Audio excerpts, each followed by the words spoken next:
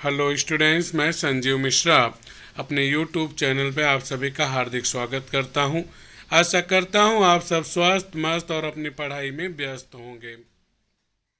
विद्यार्थियों, आज हम सब व्याकरण में पढ़ेंगे भूतकाल के बारे में। स्टूडेंट्स, अब हम लोग काल के प्रकार देखते हैं। काल के प्रकार में एक उदाहरण देखते हैं। पहले, पेड़ से पत्ते गिर रहे थे। अब इस वाक्य में, इस कथन में हमें अगर यह पता करना है, समय का पता करना है, तो हमें क्रिया देखनी चाहिए। और क्रिया क्या है? गिर रहे थे। अब इस क्रिया को देखने के बाद पता चलता है, पढ़ने के बाद, कि जो काम है वह कब हुआ, बीते समय में हुआ कि चल रहे समय में हुआ कि आने वाले समय में हुआ। तो इस क्रिया को देखने पे ठीक पता चल रहा है कि काम जो है वह बीते समय में हुआ। कहने का मतलब यह कि यह कथन बीते हुए समय की जानकारी दे रहा है। काम बीते समय में हुआ। और यह पता किससे चल रहा है? क्रिया से। हमें पूरा वाक्य देखने की जरूरत नहीं है, केवल क्रिया को पता की जानकारी लेना कहाँ पे। और क्रिया वाक्य में कहाँ होती है? वाक्य के अंत में। दूसरा वाक्य उसी तरह, पेड़ से पत्ते गिरते हैं। इसमें हमें यह देखना है कि क्रिया कहाँ है। क्रिया है गिरते हैं।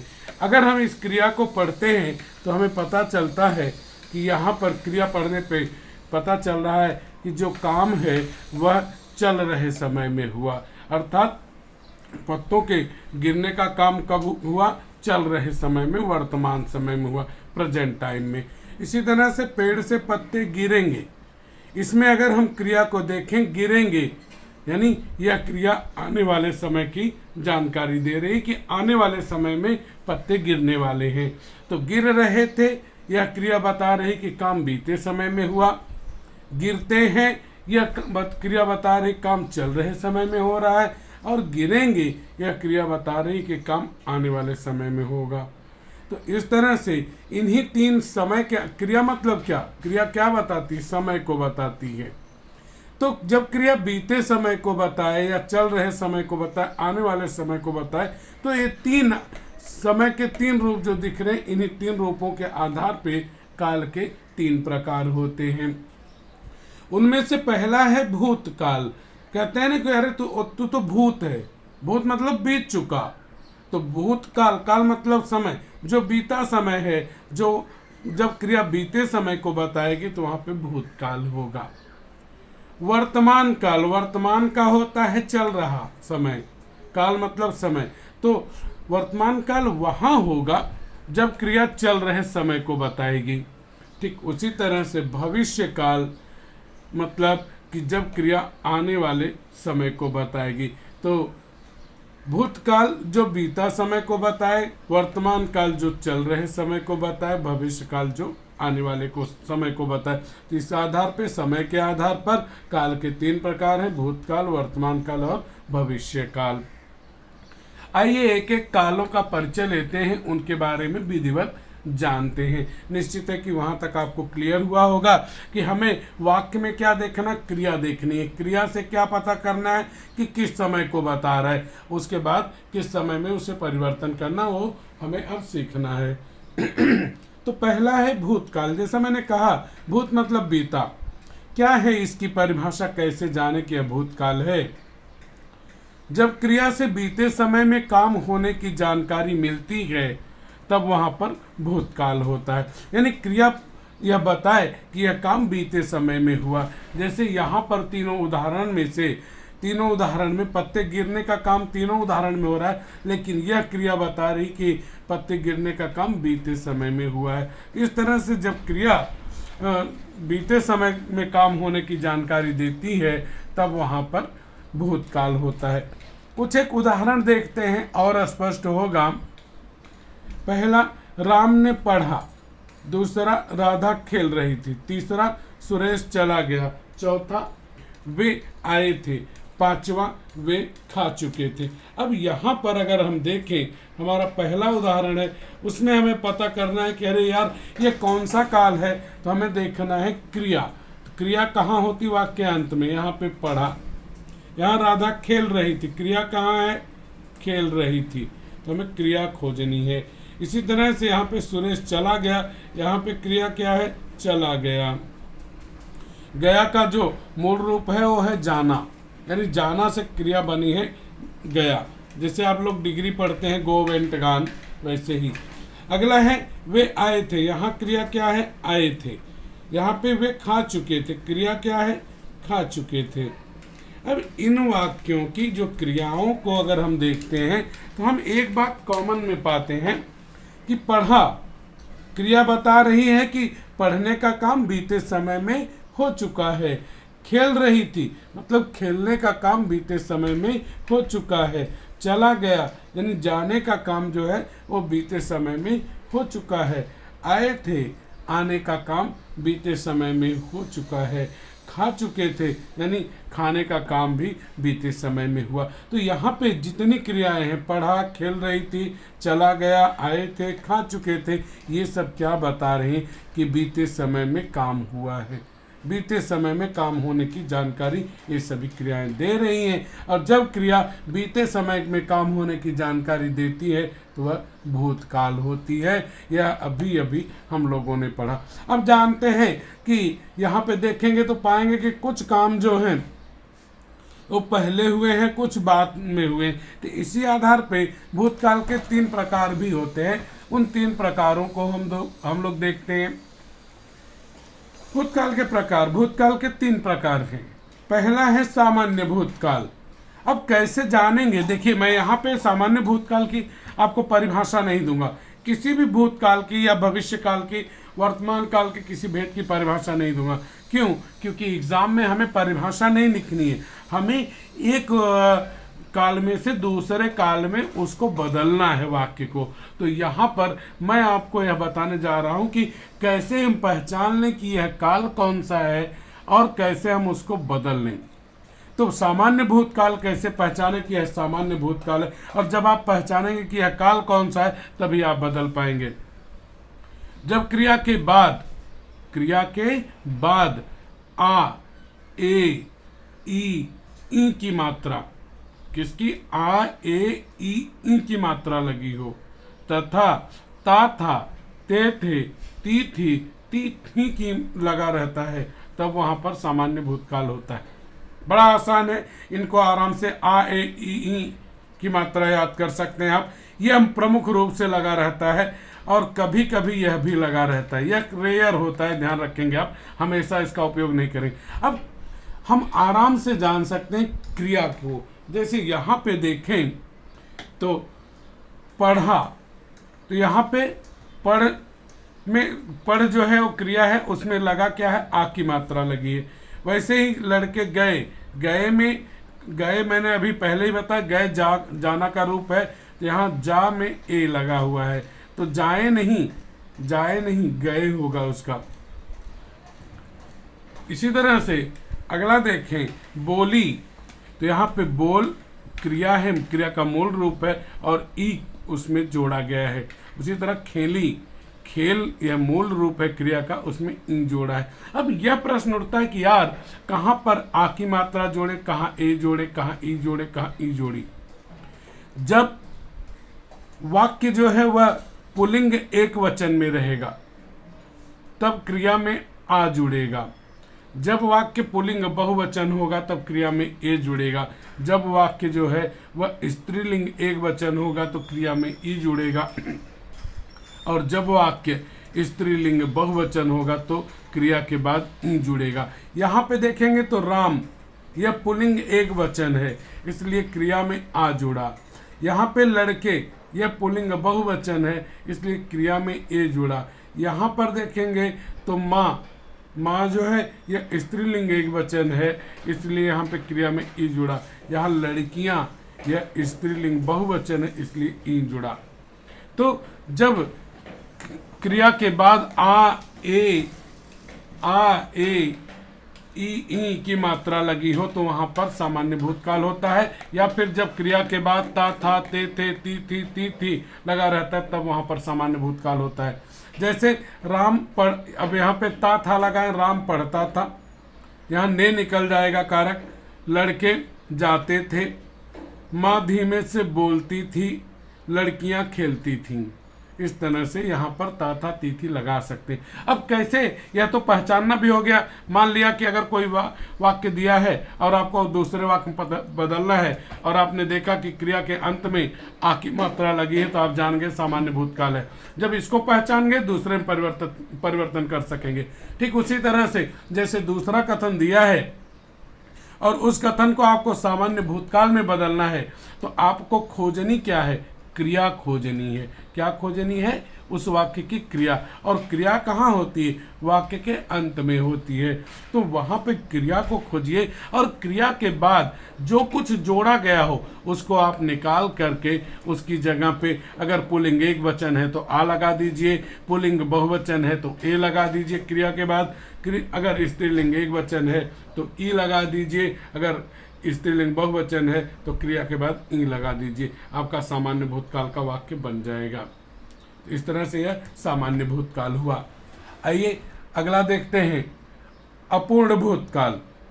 इसको कैसे जानेंगे, जब क्रिया के बाद रहा था, जब क्रिया के बाद रहा था, रहे थे, रही थी लगा रहता है, तब वहां पर अपूर्ण भूतकाल होता है। अब इसी वाक्य को हम लेते हैं, तो रहा था कहाँ पे, जब पुल्लिंग एक वचन होगा, रहे थे कहाँ पे, पुल्लिंग बहुवचन अगर वाक्य होगा, रही थी कहाँ पे, जब स्त्रीलिंग एक वचन होगा, रही थी कहाँ पे होगा, दोनों में अंतर है, यहाँ था पे बिंदी लगी है, अनुस्वार है, रही थी कहाँ पे, जब स्त्रीलिंग बहुवचन होगा।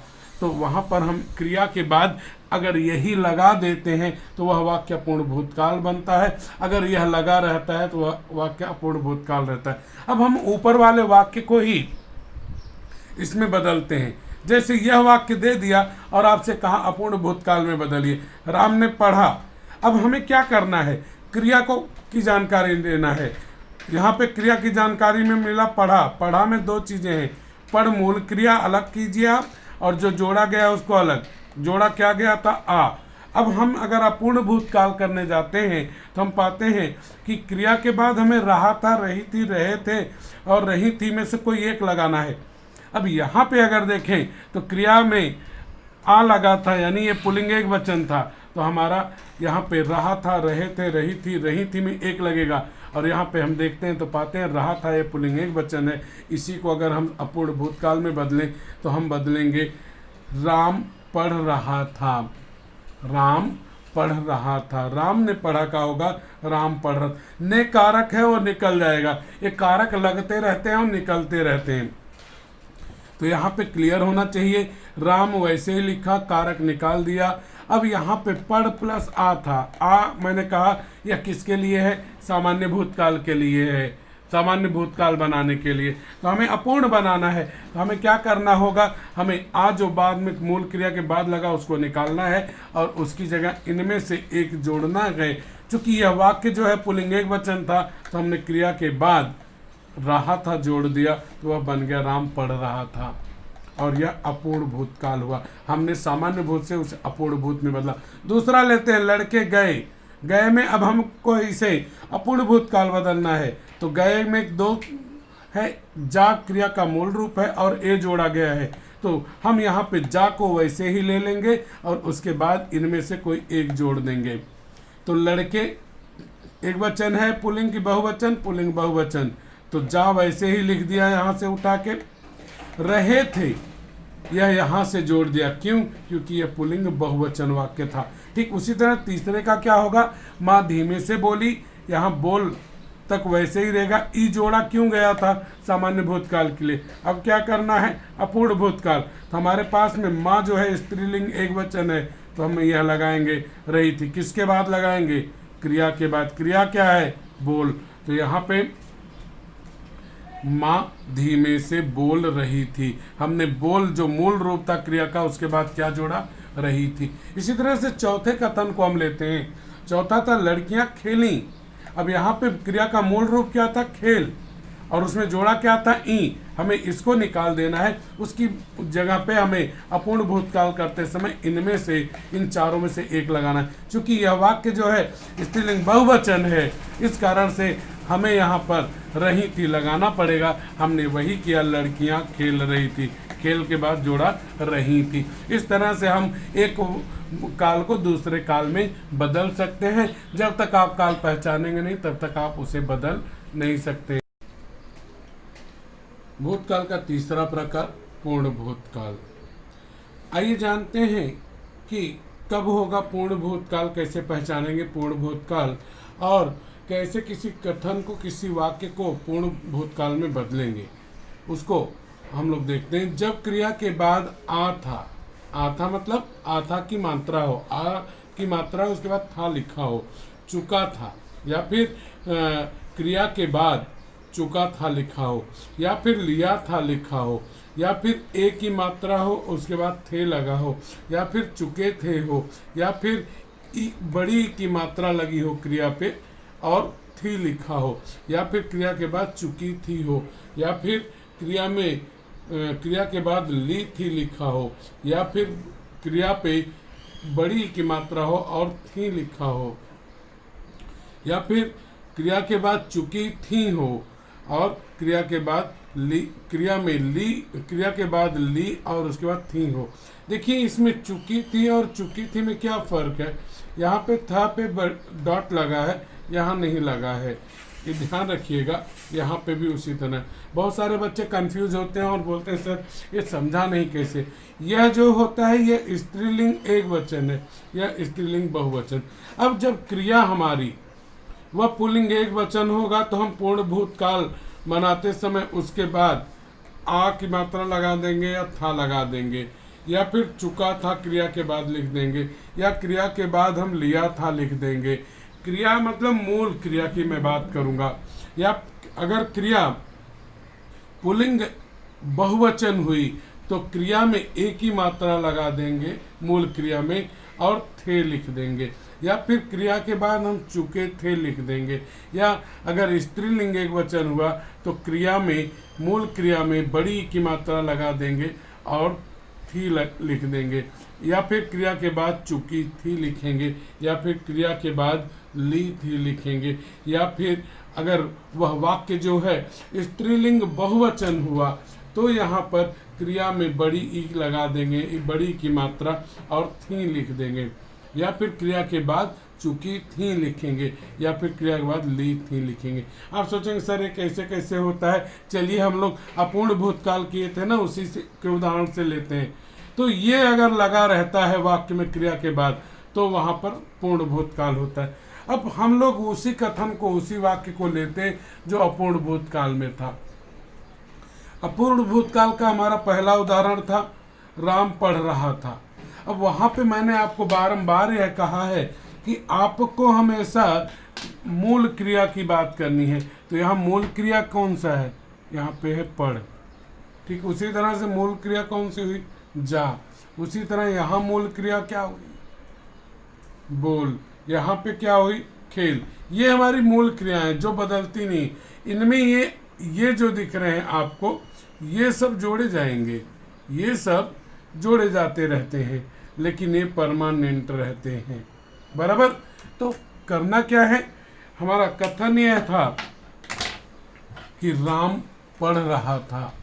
अपूर्ण भूतकाल में पहला उदाहरण था। अब हमारा यह नियम क्या कहता है, नियम हमें कहता है कि अगर वाक्य पूर्ण पुल्लिंग एक वचन है तो उसमें हम या तो जोड़े आ था या चुका था या लिया था, तीनों में से कोई भी एक जोड़ दिया तो हो गया। तो हम सबसे पहले इस कथन को देखते हैं। जब यह कथन है राम पढ़ रहा था तो इसमें मूल क्रिया अलग की। अब इसको हम क्या करेंगे, हम इसको बाहर कर देंगे, ये हमारे किसी काम का नहीं रहा। हमारा काम अब इससे होगा, बराबर। अब पढ़ के बाद क्या जोड़ने को बोल रहा है कि वह पुल्लिंग एक वचन है, तो वो बोल रहा है कि आप जोड़ दीजिए आ था या चुका था या लिया था। हमने क्या किया, राम ने मैंने कहा था कारक ये लगता रहेगा, निकलता रहेगा। राम ने पढ़ के बाद आ था जोड़ा तो वाक्य क्या बना, राम ने पढ़ा था। क्लियर है। राम पढ़ रहा था में यह अपूर्ण भूतकाल था, इसको पूर्ण भूतकाल बनाया तो मूल क्रिया के बाद जितना था उसको हटा दिया और उसके बाद चूंकि वो पुल्लिंग एक वचन था तो उसमें जोड़ दिया आ था या फिर चुका था या फिर लिया था। तो क्रिया थी पढ़ मूल क्रिया, उसके बाद जोड़ दिया आ था, तो बन गया राम ने पढ़ा था। इसी तरह चुका था जोड़ के देखते हैं, तो राम पढ़ तक वहीं तक हुआ और उसके बाद आगे सीधा जोड़ दिया चुका था। चुका था क्यों जोड़ा, चुकी थी क्यों नहीं जोड़ा, चुके थे क्यों नहीं जोड़ा, या चुकी थी क्यों नहीं जोड़ा, क्योंकि वाक्य जो है पुल्लिंग एक वचन है। कैसे जानेंगे, क्योंकि राम जो है पुल्लिंग है और एक वचन है। अगला देख लेते हैं, लिया जोड़ के राम ने पढ़ लिया था, सीधा सा है, क्रिया के बाद जोड़ दिया पढ़ लिया था। इसी तरह से अगर कथन है पुल्लिंग बहुवचन, तो उसमें भी क्रिया के बाद ए थे जोड़ते हैं, जैसे लड़के गए थे, गए का जा होता है तो ए थे जोड़ दिया। लड़के जा चुके थे, जा के बाद हमने चुके थे जोड़ दिया। और माँ धीमे से बोली थी, अब देखेंगे यहाँ पे लड़के जा रहे थे यह था, तो जा लिया और रहे थे को हमने यहाँ से हटा दिया, यहाँ से रहे थे को हमने हटा दिया और जा के बाद हमने जोड़ दिया चुके थे, बराबर। और उसी तरह से यहाँ पे हमने क्या जोड़ा था, पढ़ के बाद पढ़ चुका था, बराबर। तो ऐसे ही जोड़ा जाता है।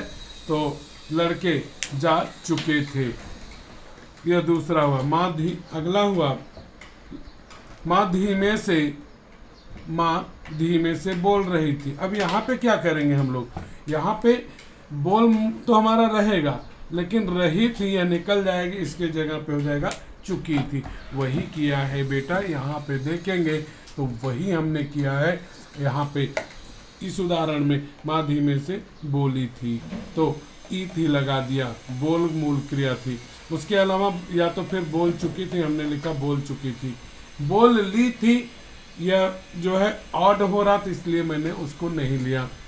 लड़कियां खेल रही थी, उसको लड़कियां खेली थी, खेल के बाद हमने जोड़ा ई थी।